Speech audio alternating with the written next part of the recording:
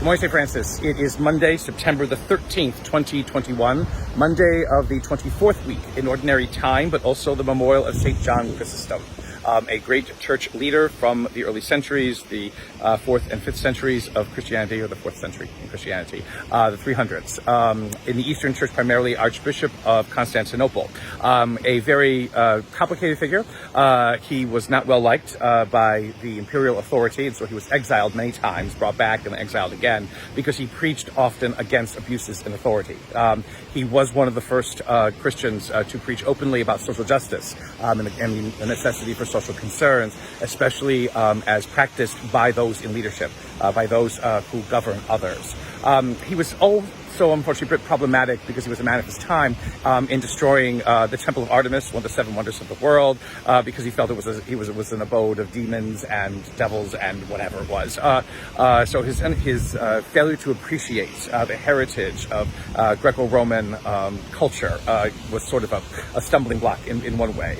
But again, he was a man of his time, trying to spread Christianity and trying to make sure that the Christian faith took root within the Roman Empire. Coming to you again today from, the beach. Where am I going? Why am I always at the beach? I have no idea why I'm always at the beach, but I always seem to be at the beach. Wait a minute, I can't go up, gotta go down. Nope, gotta go down, gotta go down, gotta go. There we go. I'm still working this kind of thing. It's a little bit too much sometimes. Still at the beach. What it is this week is priest retreat. And there you see the Blockade Runner Hotel behind me. And so it's priest retreat, so pray for priests. Please pray for priests. And so that's all this week. I will be here in Wrightsville, where I was over the summer, doing priest retreat and these reflections. It's a command performance for the Director of Divine Worship for the Diocese of Raleigh, so that's why I have to be here. But anyway, today's readings, the same readings are the readings for the day. And so as we continue to hear from the first letter of Timothy, again, Paul talking about how wonderful and glorious it was that the gospel has been brought to the Gentiles, to the non-Jews, so that it may continue to grow and may continue to take root and spread through the land. One of the wonderful things how this part of the letter ends is that Paul expresses prayer by all people to be done with hands that are open, arms that are wide open, the orans position, as it is called, the understanding that we pray in vulnerability before God, not with hands clasped across our chests, because that can block an attack. With arms wide open, as you see sometimes the priest will be doing, is a sign of vulnerability, to allow God to take what God needs to take from us, to be able to put to use, to be able to spread the gospel, and to bring life to the world. Paul suggests that be the prayer, the position for all people as they pray.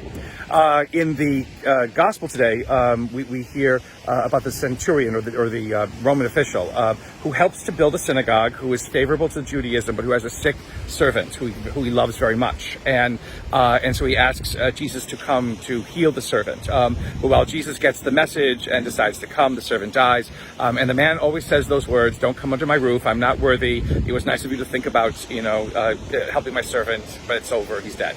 And Jesus again praises the man's faith, and the servant is healed. It's not just a gospel about great faith. It's a gospel about what it means, to let God do what God needs to do for us. Again, the changing of those words, "I'm not worthy that you should come under my roof," only say the word, "My soul shall be healed," before we receive communion. It puzzles everybody. What the heck does it mean? What roof? Whose roof? What roof?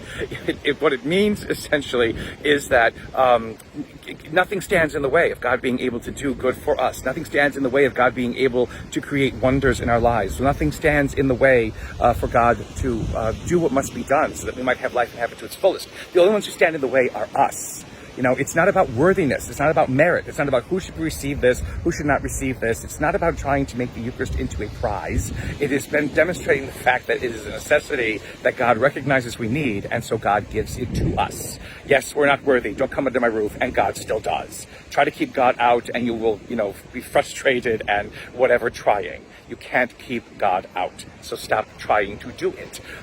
Open yourself wide, the orans position. Let yourself be vulnerable before God, and let the wonder and the glory of what God can do for you be seen and experienced by others. And may the Lord give you his peace.